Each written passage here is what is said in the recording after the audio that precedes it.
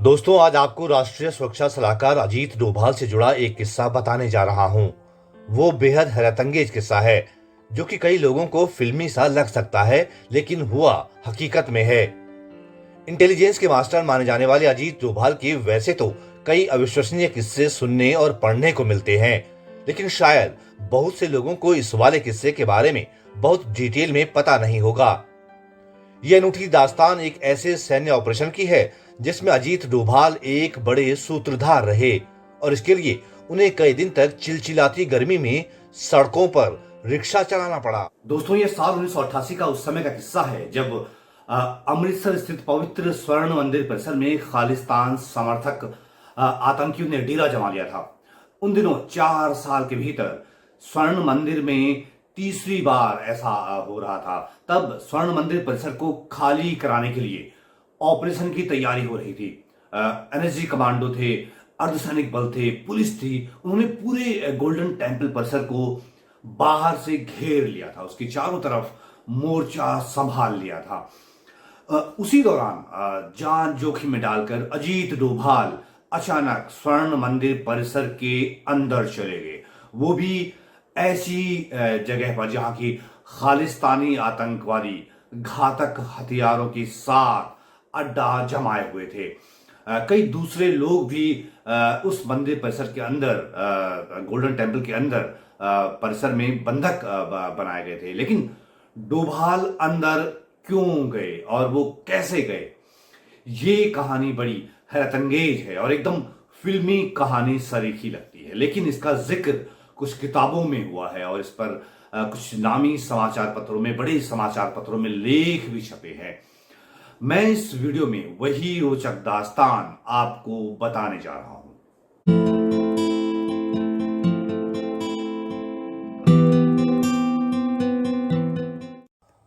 अमृतसर स्थित हरमंदिर साहिब, या जिसे हम स्वर्ण मंदिर या गोल्डन टेम्पल या दरबार साहिब के रूप में भी जानते हैं, वहां 1984 के जून महीने में जो हुआ उसके बारे में तो ज्यादातर लोगों ने पढ़ा ही होगा। तब खालिस्तानी आतंकी जरनैल सिंह भिंडरावाले और उसके समर्थकों के कब्जे से स्वर्ण मंदिर परिसर को छुड़ाने के लिए ऑपरेशन ब्लू स्टार चला गया था। उसके बाद उसी साल 31 अक्टूबर 1984 को तत्कालीन प्रधानमंत्री इंदिरा गांधी की हत्या की गई थी, जिसके तार उस ऑपरेशन ब्लू स्टार से जुड़े हुए थे। लेकिन इस वीडियो में मैं उस बहुचर्चित ऑपरेशन ब्लू स्टार के बारे में नहीं बताने जा रहा हूं। मैं बताने जा रहा हूं ऑपरेशन ब्लू स्टार के 4 साल बाद, यानी सन 1988 में हुए ऑपरेशन ब्लैक थंडर 2 के बारे में, जो कि लगभग वैसी ही परिस्थितियों में हुआ था जैसे कि 1984 का ऑपरेशन ब्लू स्टार हुआ था। 1988 के ऑपरेशन ब्लू स्टार 2 में आज के राष्ट्रीय सुरक्षा सलाहकार अजीत डोभाल ने साहस की ऐसी अनूठी मिसाल पेश की थी कि दांतों तले उंगली दबा दे लोग। अजीत डोभाल को राष्ट्रपति द्वारा देश का सर्वोच्च सैन्य सम्मान कीर्ति चक्र उन्हीं दिनों दिया गया था। गौर करने वाली बात यह है दोस्तों कि ये सम्मान पाने वाले अजीत डोभाल देश के पहले पुलिस अफसर है, देश के पहले आईपीएस अफसर है। उससे पहले तक ये सम्मान, जो कीर्ति चक्र है, वो सैन्य अफसरों को ही दिया जाता रहा है। अजीत डोभाल को बेहद खतरनाक हद तक दुस्साहसी व्यक्ति माना जाता है। वो एक ऐसे शख्स हैं जो कि बड़े से बड़ा जोखिम लेने से भी पीछे नहीं हटते। ये वही अजीत डोभाल हैं जो अंडर कवर एजेंट के तौर पर पाकिस्तान के लाहौर में करीब 7 साल तक रहे, वो भी एक पाकिस्तानी मुस्लिम बनकर। खुद डोभाल साहब ने भी कुछ साल पहले किसी कार्यक्रम में ये बात कबूल की और उसका वीडियो भी आपको YouTube पर मिल जाएगा।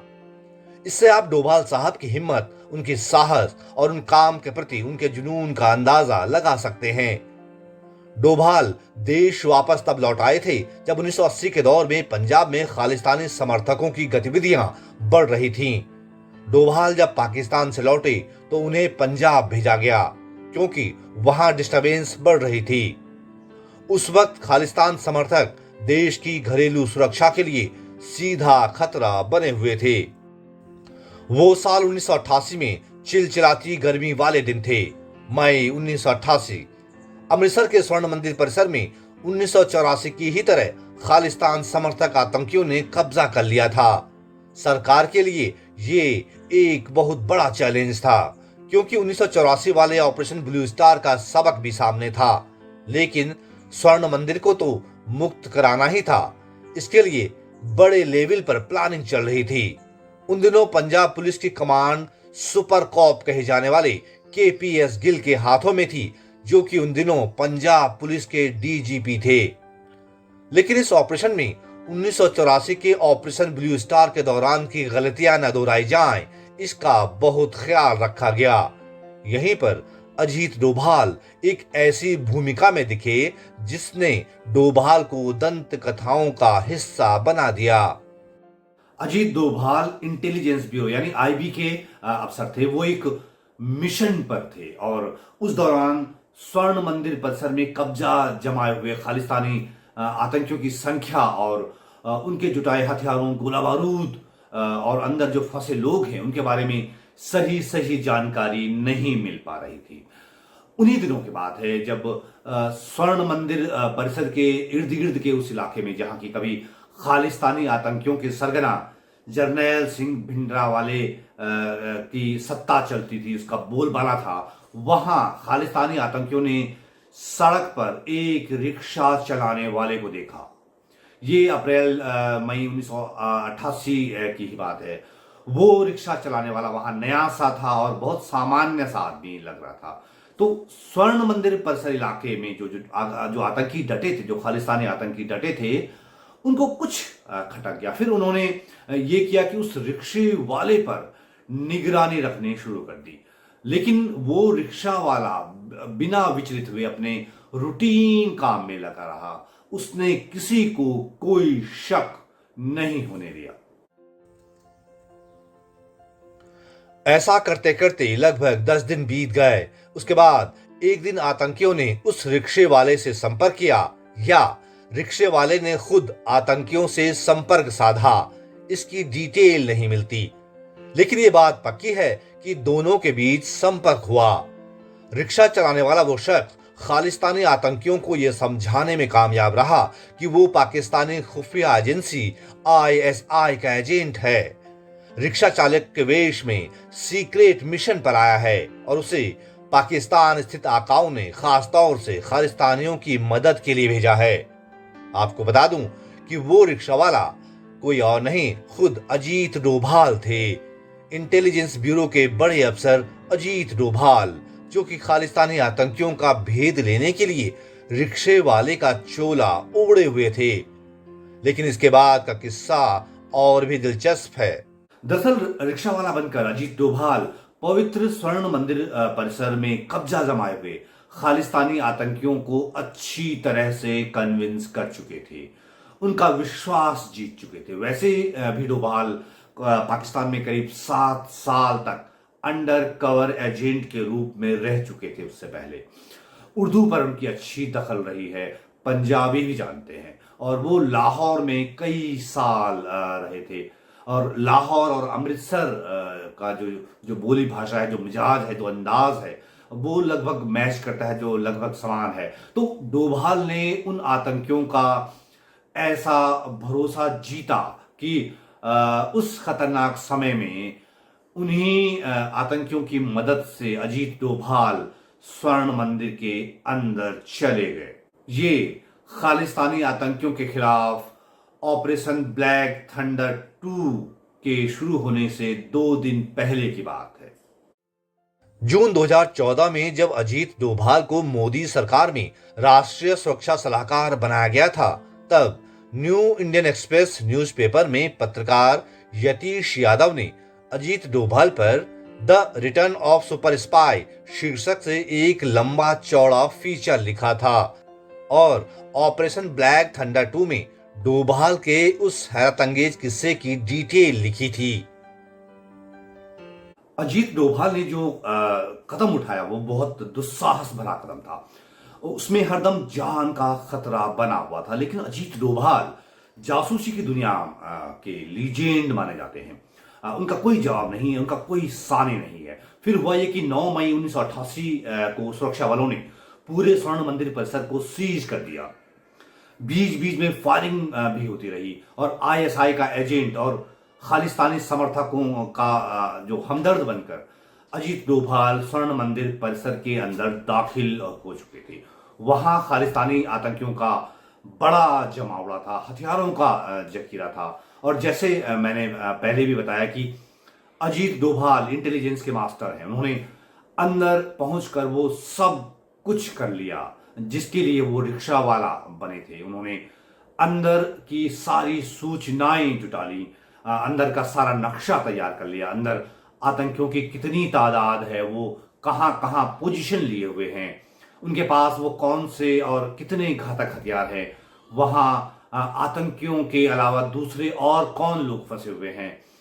इस तरह से उन्होंने एक एक चीज को स्कैन कर लिया और अजीत डोभाल की जुटाई हुई ये सारी सूचनाएं आईबी ने एनएसजी के साथ शेयर की। ये सूचनाएं गोल्डन टेम्पल परिसर में डटे आतंकियों के खिलाफ सैन्य कार्रवाई में बहुत बड़े मददगार साबित हुई ये सूचनाएं, क्योंकि इसने कई जिंदगियां तो बचाई ही, स्वर्ण मंदिर परिसर को और भी नुकसान होने से बचा लिया।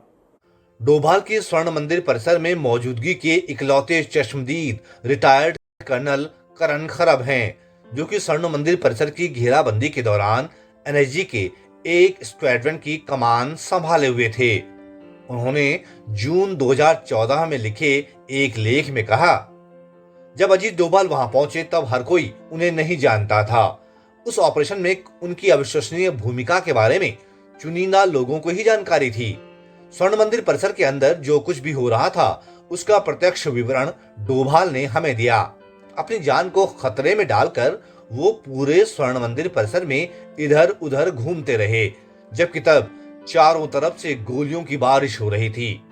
बहुत बाद में हमें पता चला कि डोभाल ने खुद को आईएसआई एजेंट के रूप में पेश किया। बाहर से एनएसजी कमांडो और दूसरे सुरक्षा बल पूरे स्वर्ण मंदिर परिसर को घिरे हुए थे। 9 मई 1988 को सुरक्षा बलों ने पूरे कैंपस को सीज कर दिया था। इस ऑपरेशन में एक बड़ा दिन आया 15 मई 1988, जब स्वर्ण मंदिर परिसर के अंदर डटे आतंकियों से सरेंडर करने के लिए कहा गया। इसका असर भी हुआ। खालिस्तानी आतंकी सुरक्षा बलों और अजीत डोभाल के बुने हुए जाल में उलझ गए। सरेंडर की अपील के पहले ही दिन बड़ी तादाद में आतंकियों ने हथियार डाल दिए। 3 दिन में ही यानी 18 मई 1988 की शाम तक स्वर्ण मंदिर में डटे ज्यादातर आतंकियों ने सरेंडर कर दिया। सरेंडर करने वाले आतंकियों की संख्या लगभग 200 थी। ये बहुत बड़ी कामयाबी थी। सबसे अहम बात यह है कि ऑपरेशन ब्लू स्टार की तुलना में ऑपरेशन ब्लैक थंडर में नुकसान भी कम हुआ। देश की प्रतिष्ठित पत्रिका इंडिया टुडे ने 15 जून 1988 के अपने एडिशन में विपुल मुदगल और शेखर गुप्ता की एक रिपोर्ट प्रकाशित की, जिसमें लिखा था, 1984 के ऑपरेशन ब्लू स्टार की तुलना में 1988 का ऑपरेशन ब्लैक थंडर 2 अपेक्षाकृत रक्तहीन था। 1984 में स्वर्ण मंदिर के अंदर 150 सैनिकों समेत 1000 लोग मारे गए थे, जबकि इस ऑपरेशन के दौरान सुरक्षा बलों द्वारा 30 आतंकी मारे गए और उन्होंने अपना कोई भी जवान नहीं खोया। इस ऑपरेशन की कामयाबी में बड़ा हाथ तब के पंजाब के डीजीपी केपीएस गिल का तो था ही, अजीत डोभाल ने इसमें बहुत बड़ी भूमिका तैयार की थी। स्वर्ण मंदिर परिसर में इस अदम्य साहस के लिए तब राष्ट्रपति ने अजीत डोभाल को कीर्ति चक्र से सम्मानित किया। उस दौरान अजीत डोभाल इंटेलिजेंस ब्यूरो यानी आईबी के ज्वाइंट डायरेक्टर थे। वो पहले पुलिस अफसर थे जिन्हें कीर्ति चक्र दिया गया। उससे पहले तक यह अवार्ड केवल सैन्य बलों को दिया जाता था। पंजाब के काले दिनों को करीब से रिपोर्ट करने वाले वरिष्ठ पत्रकार शेखर गुप्ता ने एक लेख में लिखा है, ऑपरेशन ब्लैक थंडर के 1986-1988 वाले फेज में मारे गए या पकड़े गए पंजाब के आतंकवादियों को कैच डोभाल, बोल्ड, गिल के रूप में चिन्हित किया जाना चाहिए। तो दोस्तों, ये थी आज के राष्ट्रीय सुरक्षा सलाहकार और इंटेलिजेंस की दुनिया के लीजेंड माने जाने वाले अजीत डोभाल की अनसुनी और अविश्वसनीय सी लगने वाली कहानी।